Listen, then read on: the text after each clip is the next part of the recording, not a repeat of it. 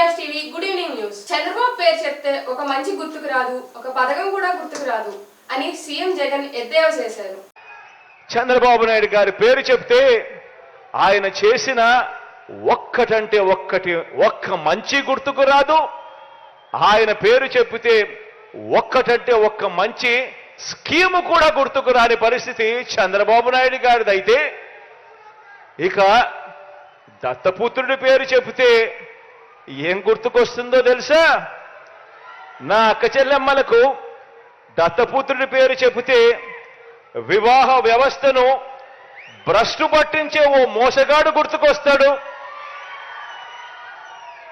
5 సంవత్సరాలకు ఒకసారి కారును మార్చినట్టుగా భార్యలను మార్చే ఒక మ్యారేజ్ స్టారు ఓ వంచకుడు గుర్తుకు వస్తాడు. దత్తపుత్రుడి పేరు చెబితే ఆలోచన చేయమని అడుగుతా ఉన్నా. ఒకరికి విశ్వసనీయత లేదు, మరొకరికి విలువలు లేవు. ఈ విశ్వసనీయత లేని, ఈ విలువలు లేని వీరు, ఈ విశ్వసనీయత లేని, ఈ విలువలు లేని వీరు 3 పార్టీలుగా ఇవాళ కూటమిగా ఏర్పడి, 3 పార్టీలుగా కూటమిగా ఈరోజు ఏర్పడి, ఈరోజు మీ బిడ్డ మీదకి యుద్ధానికి వస్తున్నారు. కాదు, మీ బిడ్డ మీదకి రాదు, మీ బిడ్డ మీదకి కాదు యుద్ధానికి వీళ్ళు వచ్చేది.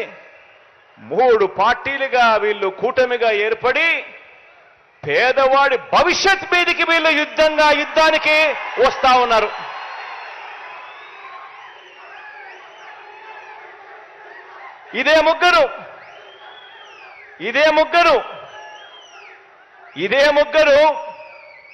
ఇదే చంద్రబాబు.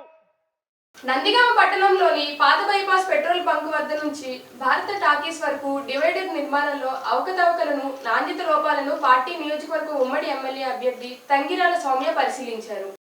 నంది సర్కిల్ కానీ అదేవిధంగా చిన్న మసీదు రోడ్డు ఇక్కడ మెయిన్ అవసరం. అటు సైడ్ నుంచి ఇటు సైడ్ వస్తారు, ఇటు సైడ్ నుంచి అటు సైడ్ ఎక్కువ రెగ్యులర్గా వెళ్ళే రిక్షా రద్దీగా ఉండే రోడ్ల దగ్గర కూడా డివైడర్ కట్టేసేసారు.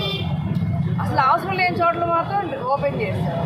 అదేవిధంగా భారీ వెహికల్స్ యూటర్న్ తీసుకోవాలంటే కొన్ని చోట్ల కూడా అక్కడ ఆటో స్టాండ్ అవి పెట్టారు. అసలు అక్కడ యూటర్న్ సాధ్యమవుతుందంటే అది ఒక జ్ఞానం లేకుండా, మినిమం కామన్ సెన్స్ లేకుండా ఇష్టానుసారం డివైడర్ చేశారు. కేవలం ప్రశ్నిస్తే అభివృద్ధి అడ్డుకుంటుంది అంటారు, లేకపోతే అప్పుడప్పుడు అఖిలపక్ష సమావేశం పెడతారు. ఇలాంటి కట్టే ముందే ఎందుకు అఖిలపక్ష సమావేశం పెట్టరు? మేము ఎప్పుడైతే తప్పులు ఎత్తి చూపుతామో అప్పుడు మా మీద బురద చదువుతారు, మీరు అభివృద్ధిని అడ్డుకుంటారు, లేకపోతే అఖిలపక్ష సమావేశాలు అప్పుడు గుర్తొస్తారు. అసలు ఇప్పుడు చూస్తుంటే ఇక్కడ చూడండి ఎంత అసౌకర్యంగా ట్రాఫిక్ ఎంత ఎక్కువైపోతుందో. ఉన్న రోడ్డు ఏదైతే దాన్ని డివైడర్ పెట్టడం ఇంకా ఇరుకైపోయి ఇంకా ట్రాఫిక్ సమస్య పెరిగిపోతుంది. మేము డిమాండ్ చేసేది సర్కిల్స్ దగ్గర కంపల్సరీ డివైడర్ని కట్ చేయండి. ప్రజలు అసౌకర్యంగా ఫీల్ అవుతున్నారు.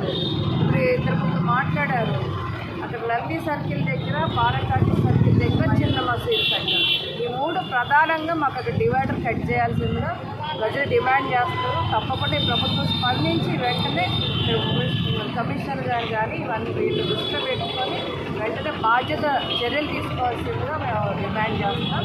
లేకపోతే మా ప్రభుత్వం వచ్చాక తప్పకుండా ప్రజా సౌకర్యార్థం మేము వాళ్ళకి అనుకూలంగానే మేము డివైడర్ కట్ చేస్తాం. రానున్న ఎన్నికల్లో టీడీపీ, బీజేపీ, జనసేన కూటమి అఖండ విజయంతో సాధిస్తుందని కేశినేని చిన్ని అన్నారు. ఇవాళ పార్టీ విజయవాడ తూర్పు నియోజకవర్గంలో ఇంత బలంగా ఉందంటే ఇవాళ మా తెలుగుదేశం కుటుంబ సభ్యులు, నాయకులు, కార్యకర్తల వల్ల ఇక్కడ ఎవరి వల్ల కాదు. కాబట్టి ఇవాళ నాయకులు ఒక ఓసలు వెళ్ళి నాయకుడు కూడా ఓసలు వెళ్ళి 2, 4 సంవత్సరాల 9 సంవత్సరాల 9 నెలలు మంత్రం ఉన్నది. మంత్రంలో ఆయన ఏం చెప్పారంటే, మంత్రం బయటికి వెళ్ళే 2 నెలల ముందు గద్దెరామరావు నా గురువు, గద్దెరామరావు నేను అనుసరించాను. అటువంటి వ్యక్తి మనకెక్కడా రాజకీయాల్లో లేదని చెప్పారు ఈ వ్యక్తి. అంతేకాకుండా మన నాయకుడు చంద్రబాబు నాయుడు గారు అరెస్ట్ అయిన సందర్భంగా నేను చాలా గొప్ప నాయకుడు ఆ నాయకుడు ఎప్పుడు వస్తున్నాం అని చెప్పి నారా లోకేష్ గారిని పూజలు చేశాము, ఎక్కడెక్కడ ఊళ్ళో పూజలు చేసి వచ్చామని ఆయనకు రక్షణాబంధనం కూడా కట్టాడు. ఎందుకు మోసం వెళ్ళి అతను మోసం వెళ్ళే కాదు, కోవర్ట్ ఆపరేషన్ చేశాడు. గత 3 సంవత్సరాల నుంచి కోవర్ట్ ఆపరేషన్ చేసి మన మధ్య విభేదాలు సృష్టించి వైసీపీకి కోవర్ట్గా మారాడు. ఇంకొక వ్యక్తి వాళ్ళ తండ్రి గారైనా అతని రాజకీయమైన మన పార్టీ రాజకీయ భిక్ష పెట్టింది వాళ్ళకి. అటువంటి వ్యక్తి మన పార్టీ కార్యాలయాన్ని ధ్వంసం చేసిన వ్యక్తి. ఇటువంటి వ్యక్తులకి మనం డిపాజిట్ కూడా రాకుండా ప్రజా జీవితంలో మళ్ళీ ఇంకొకసారి ఇటువంటి వ్యక్తులు కాకుండా చేద్దామని మీ అందరికీ సమయంలో మనవి చేసుకుంటాం.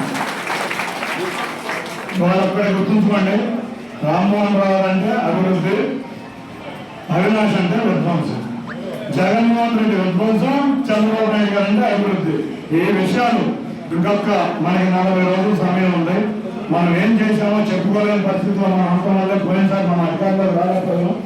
ఎట్టి పరిస్థితుల్లో మనం ఏం చేశామో విజయవాడ అభివృద్ధికి, అంతేకాకుండా రేపు మనం ఏ పథకాలు పేద మహిళలకు ఇస్తున్నామో ప్రతి ఒక్కరికి తీసుకువెళ్లే బాధ్యత మీ అందరిది. గట్టిగా 45 రోజులు కష్టపడాలి.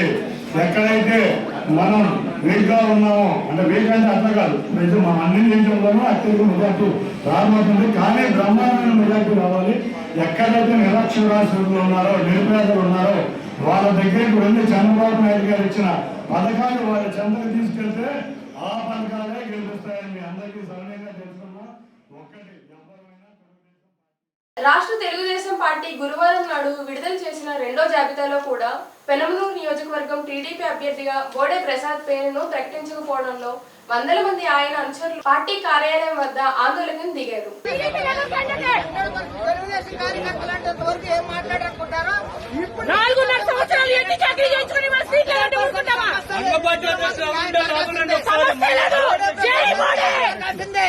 హండ్రెడ్ పర్సెంట్ పార్టీ కోసం కష్టపడిన మనిషి, ఆయనకి న్యాయం జరగాల్సిందే. ఇంకెవరికి ఇస్తాను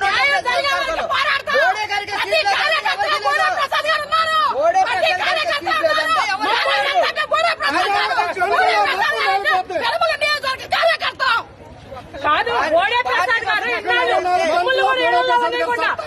పార్టీ ఆదేశించిందమ్మా చేయండి అని మాతో ఆయన చేసేది కాబట్టి మాతో కూడా చేయించాడు.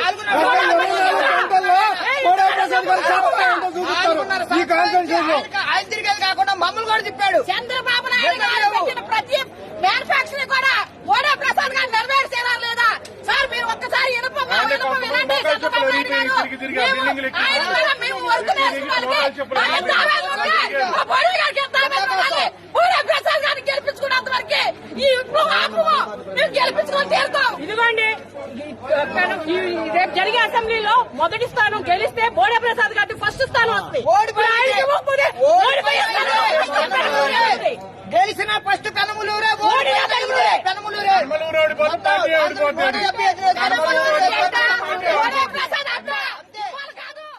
వైసీపీ పార్టీని 10 ఏళ్ల పాటు నమ్ముకున్నానని తిరువూరు ఎమ్మెల్యే రక్షణ నిధి వాపోయారు. సాక్ష్యం నాతో పాటు నేను ఒక్కనే వెళ్ళా అధిష్టానం దగ్గరికి. నాతో పాటు 4-3 జడ్పీటీసీలు ఉన్నారు. దానిలో భాగంగా రాజనాయుడు గారు ఉన్నారు, లోకేష్ రెడ్డి ఉన్నాడు, జనకేశ్వరుడు ఉన్నారు. ఉన్నా లేరా? రోజు మీరు ఒక్కిచ్చిన రోజు ఉన్నారా లేరా? ఏం చెప్పారు? సర్వే రంగా అన్న మీరు అభ్యర్థి అని నాకు చెప్పినప్పుడు స్వయంగా ఇచ్చారు. నాకు నా బాధ ఎందుకంటే ఇన్ని చెప్పినప్పుడు మళ్ళీ సర్వే చేయటం ఏంటి అన్నది నా బాధ. అందుకే నేను ఆగిపోయాను. దీంట్లో మరం ఏంటి? ఇన్ని బాగున్నాయి, ఇన్ని గ్యాప్లు ఉన్నాయి. అధిష్టానం ఇదేడుగా ఉన్నాను. 2014 నుంచి 19 వరకు ఎన్ని ఇబ్బందులు పడ్డాం. మరి ఆ రోజుల్లో రకరకాల ఇబ్బందులు పెట్టారు. పలుకు లోనవ్వకుండా ఉన్నాను పార్టీని నమ్మి. ఇన్ని ఉన్న వ్యక్తిని మళ్ళీ సర్వే అనేదానికి అనుమానం వచ్చింది నాకు. కృష్ణా జిల్లా మచిలీపట్నంలో గురువారం బస్టాండ్ సెంటర్ నందు జిల్లా తెలుగు యువత నాయకులు దుర్గా ఆధ్వర్యంలో నిరసన కార్యక్రమం నిర్వహించారు.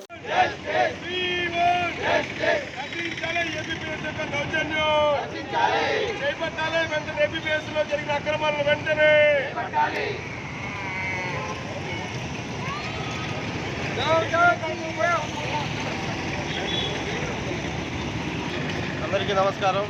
ఈరోజు హైకోర్టు ఏపీపీఎస్సీ గ్రూప్ 1 ఉద్యోగాల మీద ఇచ్చిన జడ్జిమెంట్ని ఆధారంగా తీసుకుని కొన్ని 162 ఉద్యోగాలు డబ్బులకి ఆశపడి జగన్మోహన్ రెడ్డి వాళ్ళ కులస్తులకి వాళ్ళ వర్గీయులకి అమ్ముకున్నారు. ఆ ఉద్యోగాలకి ఎవరైతే రాత పరీక్షలు రాశారో వాళ్ళకి సరైన ఇది చేయక ఎగ్జామ్ సరే ఇచ్చే ఉద్యోగాలు ఇవ్వక వాళ్ళకి కావాల్సిన వాళ్ళకి ఉద్యోగాలు అమ్ముకున్నట్టు హైకోర్టు నిర్ధారణ చేసి ఈరోజు జడ్జిమెంట్ ఇచ్చింది.